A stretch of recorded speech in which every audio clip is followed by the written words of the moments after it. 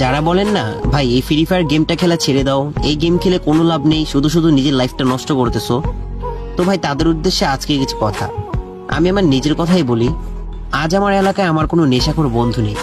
কারণ কি জানেন? এই ফ্রি ফায়ার গেমটা। আমি এলাকার কোনো মেয়েদেরকে ঠিক মতো চিনিও না, ইপটিজিং করা তো দূরের কথা। কারণ কি জানেন?